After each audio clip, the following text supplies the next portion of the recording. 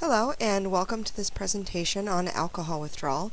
The more and more I'm talking with families who are caring for loved ones with Korsakoff syndrome, I'm realizing that a lot of the things that they're going through and discussing may not yet be full-blown Korsakoffs, but may actually be symptoms of alcohol withdrawal. And unless you've gone through this or studied it, you may not be aware of what the difference is between withdrawal symptoms and what alcohol does to the body and what full-blown Korsakoff syndrome looks like. So we take a look at chronic alcohol use. Alcohol affects the body in so many different ways. It could be its own separate lecture. You could spend a whole day just going through all the systems of the body and how alcohol affects them. Because, you drink it, it goes through your stomach, it goes through your bloodstream, so it goes through your entire system. Alcohol is one of those substances that crosses what's called the blood-brain barrier, so it can actually go through into the brain, and once anything gets into the brain, you don't know what's going to happen. So alcohol really is a very dangerous substance for the body, and when you are drinking consistently over a long period of time, and you're increasing how much you're drinking due to alcohol addiction, it really can have a big impact. And there are a lot of variables that go into how alcohol affects different people. It affects us differently throughout the lifespan. It affects us differently based on heredity, based on our overall health, our level of fitness, our diet. So it's hard to predict at what point chronic alcohol use can be a problem for somebody. Typically, we see some of these issues with people in maybe their 40s, 50s if they started drinking in their teens or 20s, but it can happen sooner, it can happen later.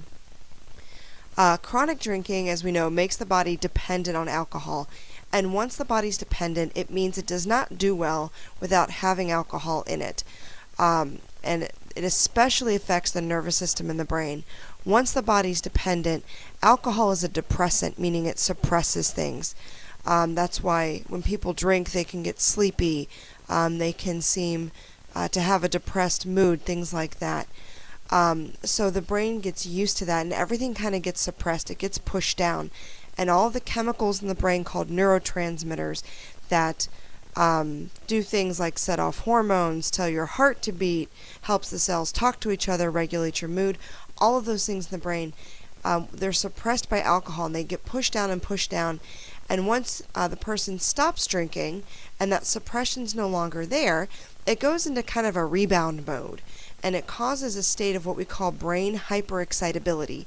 So all of these things that have been suppressed are all of a sudden kind of going into overdrive.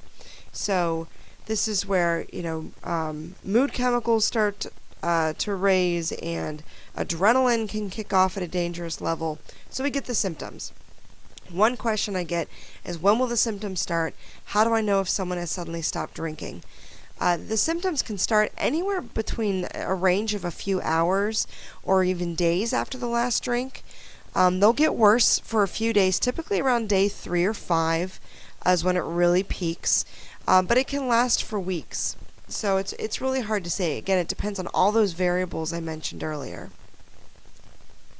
So what are the symptoms of acute alcohol withdrawal? Typically, we look for about 2 or more to make a diagnosis. I have rarely seen anyone that's only had 2 of these. But we're looking for tremors, so typically hands shaking, anxiety, nausea and or vomiting. Depending on the damage also that's been done to the stomach, they could get nauseous very easily. Headaches, very common. Increased heart rate, so their pulse is going to be higher.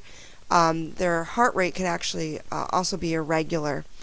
Sweating, most common is like sweaty palms. Irritability, confusion, this is where it can get tricky down the line. Insomnia, so they have difficulty sleeping. Again, those brain chemicals, those neurotransmitters that regulate moods called serotonin, they also regulate the sleep cycle. So when people stop drinking alcohol suddenly, they will typically have some insomnia and nightmares. Again, that sleep cycle's been disturbed, so they could be experiencing nightmares. So many of these symptoms could also be due to other things. Alcohol withdrawal isn't the only thing that causes anxiety, for example. The person may have had an anxiety disorder or just naturally be anxious, and they could be self-medicating with alcohol, so you could see that rebound and get much, much worse. Headaches are caused by a variety of things. The increased heart rate, if they had a pre-existing heart condition, this is really going to make that worse. Now, delirium tremens, you may hear about the DTs. Delirium tremens is the most severe level of alcohol withdrawal, and the research shows it can be fatal. Anywhere from 1 to 5% of cases, if it's not treated, can result in death. So any of these symptoms are considered a medical emergency because of the possibility for death. So if someone has any of these, get them to an emergency room as soon as possible. Extreme confusion and agitation, where they really just aren't making sense, or agitated to the point sometimes they can become physically aggressive.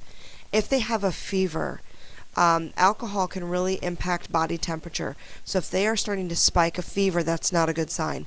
Seizures, tactile hallucinations. So this is if they're feeling numb in certain parts of their body, such as their hands, or they say that something itches, or they feel that their skin's burning, but there's no other cause. If it's the middle of July and they're saying that they're numb, typically, that's not something you normally attribute to a high temperature. So it's going to be completely a hallucination. Nothing else is going to be causing these sensations. Auditory hallucination. If they're hearing sounds that aren't real, or that no one else around them is hearing. Visual hallucination. Seeing things or people that aren't present. That's another sign that they could be experiencing delirium tremens. So what does treatment for this look like? If taken to an emergency room, they're going to assess the person. They're going to do some lab work, do a toxicology screen, take a history, interview the patient as best they can, and then they're going to stabilize them medically. Again, these are pretty severe symptoms that could be life-threatening. Then they typically have one of three options. If they are stabilized fairly easily, they could be released home with a referral to follow up with maybe a primary care physician or another specialist if there's other medical issues going on. They could be admitted to the hospital for further monitoring or care.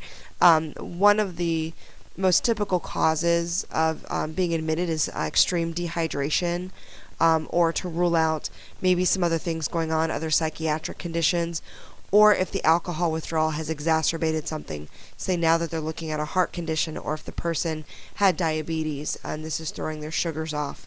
Those are some other common reasons they could be admitted to the hospital.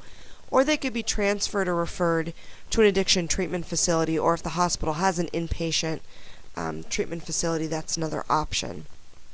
And there are medications available to help manage the symptoms. They're also going to look at any medication that the person's currently on. Alcohol really can interfere with any kind of medications prescribed or over the counter because of what it does with the stomach and the bloodstream. So they're going to really take a look at any medications a person was previously on. Someone who is dealing with alcohol addiction typically is not going to be taking very good care of themselves to begin with, so they may not be taking their medications on a regular basis before these symptoms started. Any medication prescribed to manage the symptoms of the withdrawal itself, ask the question if it is something that is considered quote-unquote habit-forming. Is it something that's going to be addictive? Because if you're addicted to alcohol, chances are you could be addicted to other medications. A common category of medications, for example, to treat anxiety is called a benzodiazepine. Typically people who are addicted to alcohol have a very high susceptibility to also develop an addiction to benzos. Most likely the physician, is going to be aware of the interaction, and there are medications to help with these symptoms that are safe for use with people with alcohol or other addictions. So never hesitate to ask. So here's the warning. The more times a person has experienced acute withdrawal, the more likely it's going to be that the next episode will be more severe. Addiction is a progressive illness. So the more times a person has gone through rehab or had treatment for acute withdrawal, the more likely that next episode is going to be more severe physically.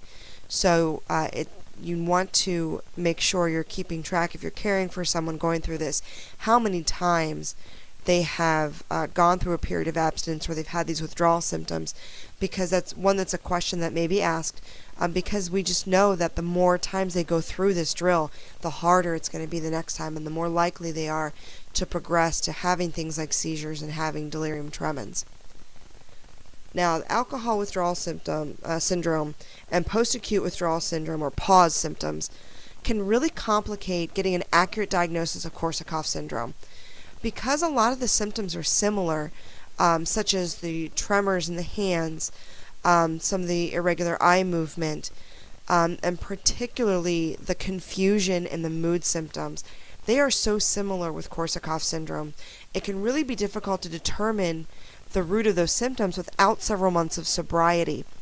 So I've had the experience with families where they see these symptoms and they feel maybe blown off or brushed aside by the doctors, because they're looking at, is it Wernicke's encephalopathy, is it Korsakoff syndrome, and the doctors may be hesitant to make that diagnosis early on. And this is why, because of these symptoms of alcohol withdrawal, because so many of them do overlap with Korsakoff syndrome, we don't want to give someone a diagnosis of KS when really maybe their brain and their body need a few months without alcohol to heal. And we say in KS treatment that any benefit you're going to see with abstinence and treatment is going to be within the first year. A large part of that is due to all the work the body and the brain are going to naturally do within the first 6 to 12 months of sobriety from alcohol. So this is where the overlap happens. So if you're caring for a loved one and you're not sure if it's just alcohol withdrawal or something more severe, look at that timeline. How long has it been since they've been able to be abstinent? If they have not achieved abstinence, they're showing the symptoms of Korsakoff syndrome, or maybe they have the diagnosis or have gone through an episode of Wernicke's encephalopathy, keep in mind that as they go back and forth with drinking, they could be experiencing the alcohol withdrawal symptoms, or it could just be exacerbating the Korsakoff. It really is a gray area.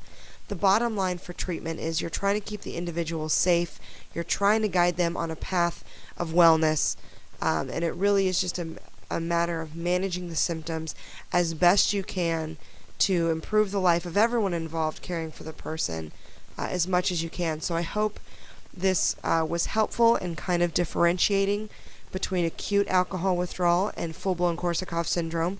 If you have any questions, any comments, please feel free to contact me through the YouTube channel. I'm always here to help in any way that I can. Thank you.